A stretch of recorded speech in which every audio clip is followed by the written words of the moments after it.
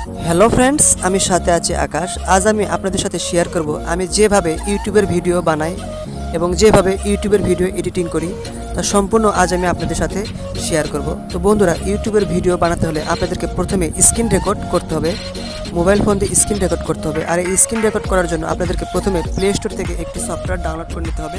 Play স্টোরে চলে আসবেন। প্লে স্টোরে আসার পর এখানে লিখে সার্চ করবেন SCREEN স্ক্রিন রেকর্ড, RECORD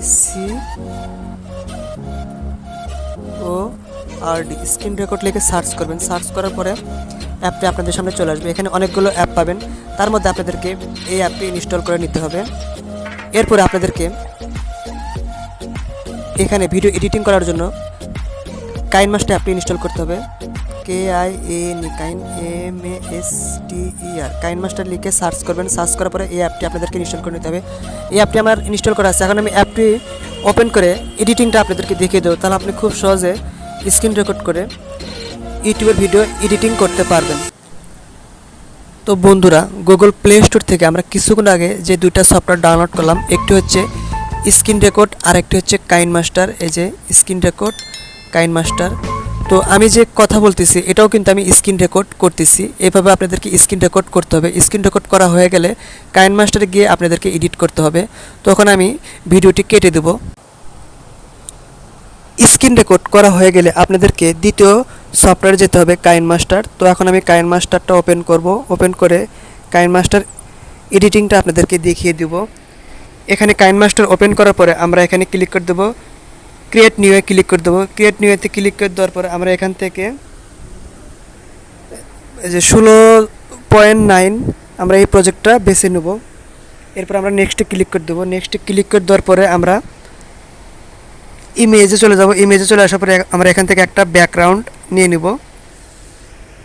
ব্যাকগ্রাউন্ডটা নেওয়া হয়ে গেলে আমরা যেটাতে স্ক্রিন রেকর্ড করলাম সেই স্ক্রিন রেকর্ডটা নেব। এই জন্য আপনাদেরকে লেয়ারে ক্লিক করতে হবে। লেয়ারে ক্লিক করার পর এখান থেকে মিডিয়া অপশনে চলে যাব। মিডিয়া অপশনে চলে আসার পরে আমরা যে স্ক্রিন রেকর্ড করলাম কিছুক্ষণ আগে সেই স্ক্রিন রেকর্ডটা আমরা এখানে নিয়ে নেব। এই জন্য এই ভিডিওতে ক্লিক করে দেবো। তো বন্ধুরা, দেখতে পাচ্ছেন এই ভিডিওটা কিন্তু এখানে চলে এসেছে। আর ঠিক এই ভিডিওটা যত বড়, আমাদের এই সাদা লেয়ারটা টেনে বড় করে দিতে হবে। এরপরে আমরা ভিডিওর বাকি অংশটুকু কেটে দেবো। এই জন্য ভিডিওতে ক্লিক করব। এখান থেকে কেচি অপশনে ক্লিক করে দেবো। Trim to right of play hit, আমরা এই যে ডান পাশের অংশটুকু কেটে দেবো। এরপরে সাদা লেয়ারটা আমরা এখান থেকে টেনে দেবো। এরপরে আমরা এই ভিডিওতে ক্লিক করব। ক্লিক করার পর এটা আমরা এখান থেকে ছোট বড় করে দিতে পারবো। আর চাইলে আপনি এখান থেকে ভয়েসও বাড়িয়ে দিতে পারবেন এখান থেকে। এরপরে আমাদেরকে দেখতে হবে ঠিক আছে কিনা। এরপরে আমরা যদি চাই এখানে আরও অনেক কিছু লিখব, লেয়ার অপশনে ক্লিক করব। টেক্সট, এখান থেকে আমরা টেক্সট লিখতে পারবো। এরপরে আবার লেয়ার অপশনে ক্লিক করব। এখান থেকে মিডিয়াতে চলে যাব। আমরা যদি এখানে কোনো কিছু অ্যাড করতে চাই, যেমন ছবি কিংবা সাবস্ক্রাইব বাটন, তো আমরা এখান থেকে অ্যাড করতে পারবো।